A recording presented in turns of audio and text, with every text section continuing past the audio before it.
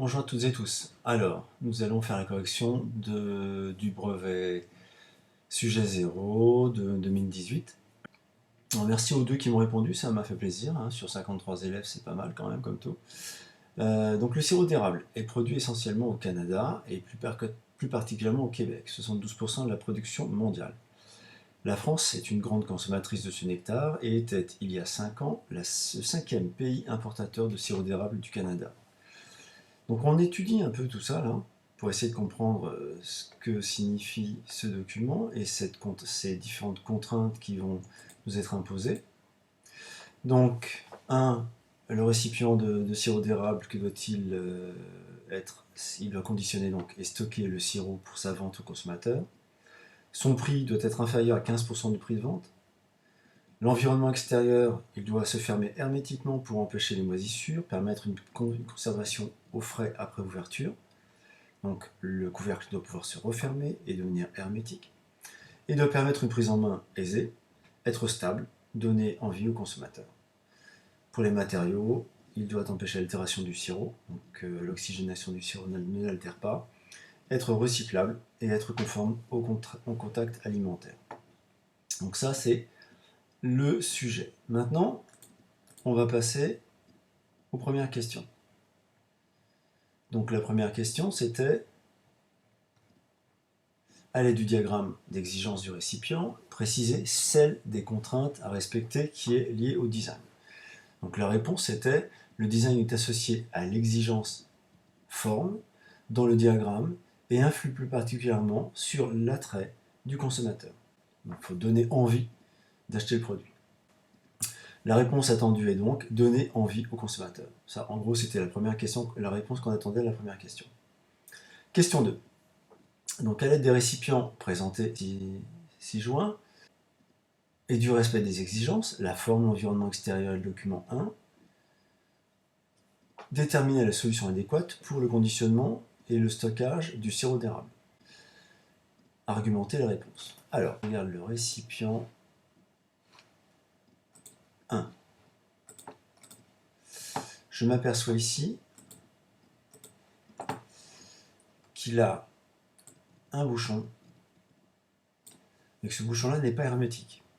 Il est juste posé comme c'est un bouchon en verre sur du verre. Donc là, ça va nous poser un problème d'étanchéité pour le produit. Le verre est fragile, mais il arrive qu'on ait beaucoup de sirop d'érable en bouteille de verre. Ce récipient 3, quel problème nous pose-t-il? Eh bien, on voit qu'ici que l'opercule qui ferme la boîte de conserve ne peut pas se fermer une fois ouvert. Donc là, on ne pourra plus conserver notre liquide dans son emballage en fer blanc.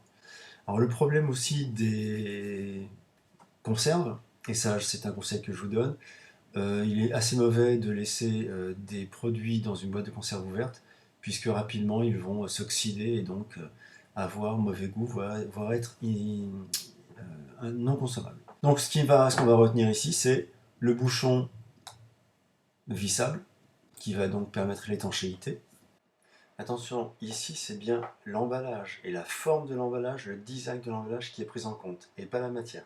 D'accord? Donc c'est le type de récipient numéro 2 que l'on va conserver pour notre conservation de l'érable. Document 3. Alors, là on va arriver à un système un peu plus complexe dans le choix. Donc premièrement, on vous dit que le producteur souhaite vendre son sirop d'érable au prix de 2,80 € le récipient, et le prix du contenant, c'est-à-dire que de l'emballage, de la bouteille, devait être inférieur à 15% du prix total. Alors là, c'est mathématique. 2,80 €, je vais mettre un E, multiplié par combien? On vous dit 15%. 15%, je vous rappelle à toutes et à tous que c'est 15 divisé par 100. Et 15 divisé par 100, c'est 0,15. Et ça, ce sera égal à quoi? Eh bien, on va faire le calcul rapide. Donc, 2,8 multiplié par 0,15 égale 0,42. Donc, 0,42 €. Donc 0,42 €, donc 42 centimes. Okay. Remplir le tableau comme suit. Pour le fer blanc, la forme, c'est type conserve.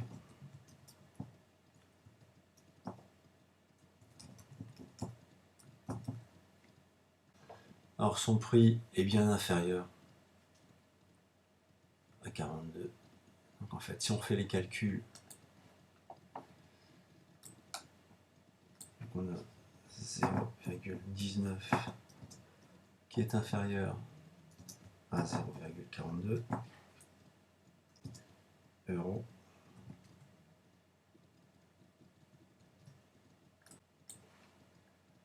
On va avoir pour le polypropylène un prix de 0,25 €, ce qui est bien inférieur aussi à 0,42 €. Et pour le verre, on a bien 0,30 qui est inférieur aussi à 42 centimes. Donc le prix ne sera pas le choix, ne sera pas un indicateur pour le choix du produit. Donc là, nous, ce qui nous arrange, c'est que ces deux-là, déjà, on peut fabriquer toutes les formes qu'on veut, alors que le fer blanc, on est très limité. Ensuite, j'ai regardé la possibilité de se recycler. Alors, si je regarde ici, le polypropylène, il est difficile à recycler.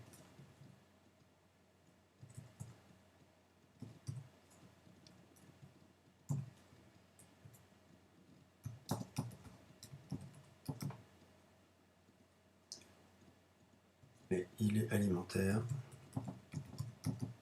et rigide. Alors que le verre, lui, est recyclable, alimentaire, fragile et lourd.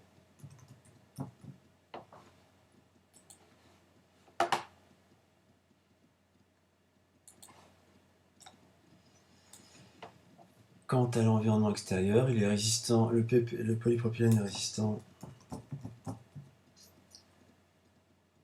aux températures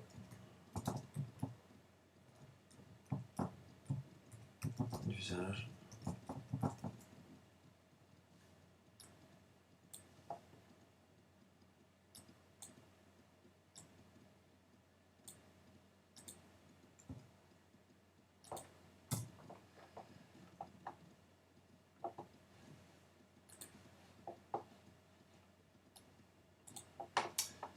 Et le verre, lui, est inerte et imperméable.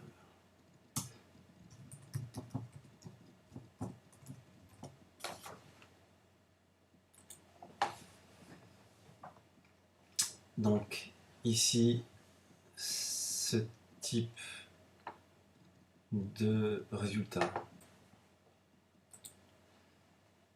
va faire que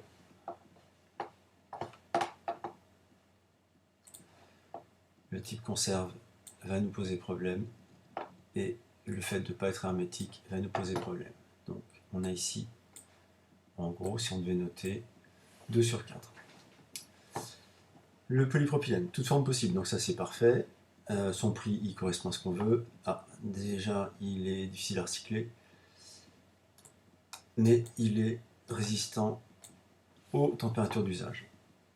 Le verre, toute forme possible, donc ça nous intéresse. On est inférieur à 42 centimes, c'est parfait. Il est recyclable, alimentaire et fragile.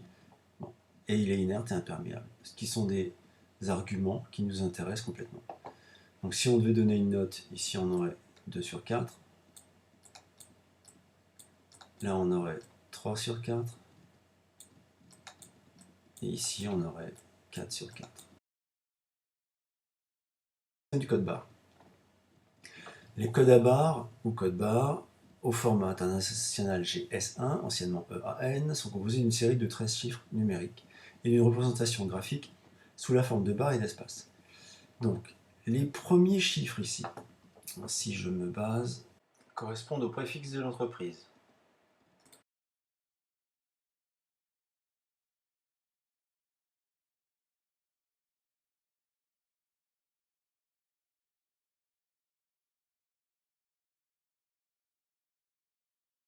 entreprise va avoir son numéro. Là, ça va être un code produit. Quel type de produit je stocke? Et le dernier chiffre, donc de 0 à 9, c'est une clé de contrôle dont on n'a pas forcément l'information. Alors, les trois premiers chiffres et préfixes du préfixe entreprise représentent le code du pays de l'entreprise qui a apposé le code à barre sur le produit. Donc, les trois premiers chiffres. Donc, ça veut dire que j'ai les chiffres 3, 0, 8. Donc, je dois chercher ces 3, 0, 8. Donc, si on regarde bien, les trois premiers chiffres, on a 308. 3, 0, 8. Quels sont les pays qui rentrent dans le cadre de 308? Eh bien, on a tous les chiffres de 300 à 379. Ce sont les chiffres qui ont été et des produits qui ont été emballés en France. Donc le code barre, il a été apposé en France. Ce qui ne veut pas dire que le sirop d'érable en question a été produit en France. Le code barre donc, a été apposé une fois le produit livré en France. Donc la partie programmation.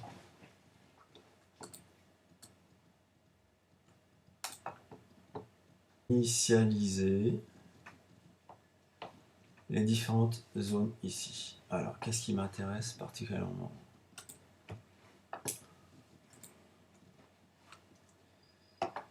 Donc, la variable du nombre entier, nom de la variable.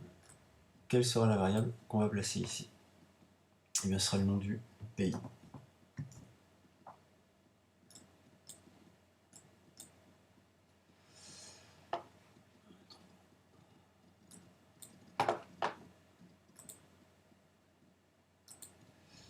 Donc, on va prendre le pays.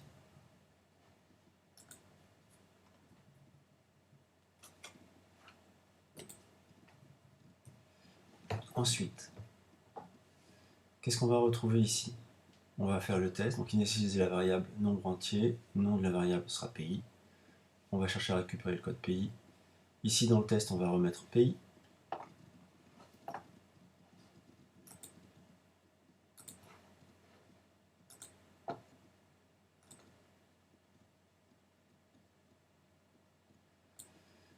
Dans la partie suivante, on va aussi mettre pays.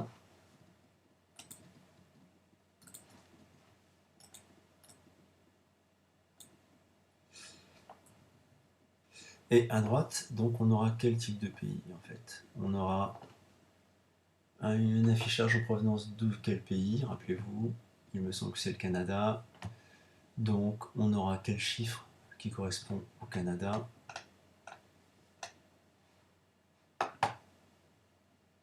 Si je reviens en arrière. Donc le Canada, c'est de 754 à 755. Donc je vais prendre 754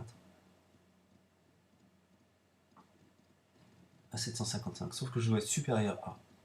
Donc je ne peux pas être supérieur à 754 puisque j'ai besoin du chiffre 754.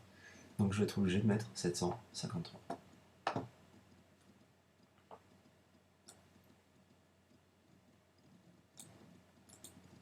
Je dois être inférieur, donc 754, 755, inférieur à 755 sera 756. Donc je vais taper 756.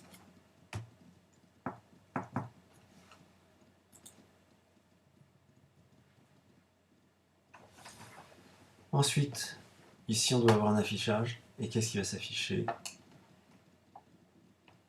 Puisqu'on sait que ça vient de l'État du Canada, eh bien on va demander à ce que l'affichage en première ligne du texte soit provenance Canada.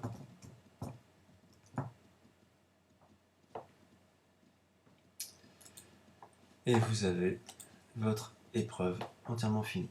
Vous voyez que c'était pas très compliqué, il fallait de la précision, de la rigueur, et tout se faisait dans les meilleures conditions. Merci à toutes et à tous, à bientôt, et à la prochaine activité.